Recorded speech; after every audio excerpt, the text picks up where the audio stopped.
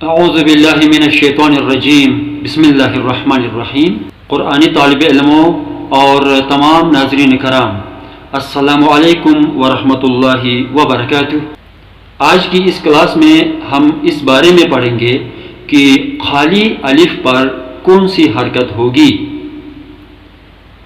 درست حرکت لگائیں، یعنی قرآن حکیم کی بعض آیات ایک خالی الف سے شروع ہوتی ہیں، اگر ابتدا وہیں سے ہو یا دوران تلاوت وقف یا فصل کے بعد اسی لفظ سے ہی یعنی خالی الف والے لفظ سے ابتدا کرنی پڑے تو کیسے پڑھیں؟ جیسے کہ ان الفاظ پر ذرا غور کر لیجئے۔ اب اس لفظ کے شروع میں جو خالی الف نظر آ رہا ہے، اس پر ہم کون سی حرکت لگائیں گے؟ یعنی زبر کے ساتھ الذی پڑھیں یا زیر لگا کر الذی یا پیش کے ساتھ الذی۔ اسی طرح اس لفظ کو بھی دیکھ لیجئے۔ اس بارے میں آپ کو یہ معلوم ہونا چاہیے کہ جب بھی کوئی لفظ الف لام سے شروع ہو رہا ہو، جیسا کہ یہ الفاظ آپ کے سامنے الف اور لام سے ہی شروع ہو رہے ہیں، تو ایسے میں اس خالی الف پر جسے حمزۃ الوصل کہا جاتا ہے، ہمیشہ زبر کی علامت ہی آئے گی، زبر کی حرکت لگائیں، یعنی الذی، اللاتی، الذین، اللہم، اللہ وغیرہ۔ اب اس کے بعد دوسرا ایک اور قاعدہ، اب یہ دیکھ لیجئے کہ اس خالی الف پر ہم کون سی حرکت لگائیں۔ اسی طرح یہ لفظ دیکھیے کون سی حرکت لگائیں، اور اس لفظ کو لیجئے۔ اس بارے میں یہ بات ذہن نشین کر لیجئے اور ہمیشہ کے لیے یاد رکھیے کہ اگر لفظ الف اور لام سے، جس طرح کہ پہلے والے الفاظ الف اور لام سے شروع ہو رہے تھے، ان کی طرح الف اور لام سے شروع نہیں ہو رہے ہیں، تو ایسے میں تیسرے حرف کو دیکھنا ہوتا ہے کہ اس پر کون سی حرکت ہے۔ اگر پیش ہے تو پھر خالی الف پر بھی ہمیشہ پیش ہی آئے گی۔ بس آپ دیکھ لیجئے تیسرا حرف تا ہے، تا پر آپ دیکھ رہے ہیں کہ پیش کی علامت ہے، لہذا خالی الف پر پیش کی علامت آئے گی۔ پھر اگلا لفظ دیکھیے، اس لفظ میں دال تیسرا حرف ہے، اس تیسرے حرف پر کون سی حرکت ہے؟ وہی حرکت خالی الف پر بھی آئے گی، یعنی پیش کے ساتھ اشدود پڑھیں گے۔ اور پھر یہ لفظ ہمارے سامنے آیا تھا کہ اس لفظ کا جو تیسرا حرف ہے وہ ہے صاد۔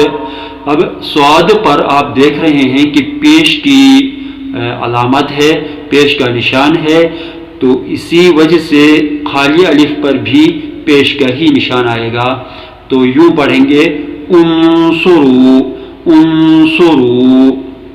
خالی الف پر حرکت لگانے سے متعلق تیسری اور آخری بات آپ سمجھ لیجئے کہ اگر اسی تیسرے حرف پر پیش نہ ہو، زبر یا زیر ہو،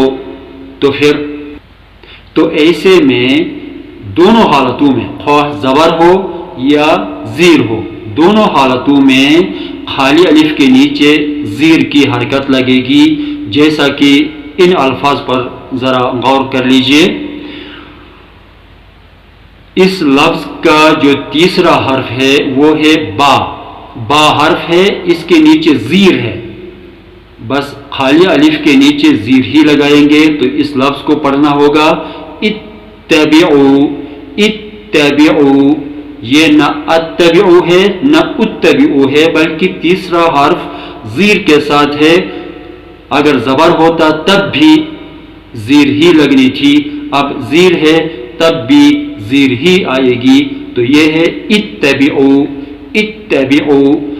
اگلا لفظ دیکھیے، تیسرا حرف میم ہے جس پر زبر ہے۔ اب تیسرے حرف پر زیر ہو یا زبر، دونوں حالتوں میں خالی الف کے نیچے ہمیشہ زیر ہی لگانی پڑتی ہے، تو ہم یوں پڑھیں گے اسمع، اسمع۔ پھر اگلا لفظ دیکھیے، تیسرا حرف ہے کاف، کاف پر زبر ہے، لہذا تیسرا حرف پر زیر ہو یا زبر، دونوں حالتوں میں خالی الف کے نیچے ہمیشہ زیر ہی آتی ہے، تو یوں پڑھیں گے ارکب ارکب۔ نیز اس مثال کو دیکھ لیجئے، تیسرا حرف ہے لام، لام کے نیچے زیر ہے، اگر زبر ہوتا تب بھی زیر ہی آنی تھی خالی الف کے نیچے، لیکن لام کے نیچے زیر ہے تو ایسے میں بھی خالی الف کے نیچے زیر ہی آئے گی، تو ہم پڑھیں گے اجلسو اجلسو وغیرہ۔ اس لفظ میں خالی الف پر کون سی حرکت ہوگی یہ آپ نے بتانا ہے۔ امید ہے کہ آپ بخوبی سمجھ گئے ہوں گے۔ مزید ویڈیوز کے لیے چینل کو سبسکرائب اور فیس بک پیج کو فالو ضرور کر لیجئے۔ والسلام علیکم ورحمۃ اللہ وبرکاتہ۔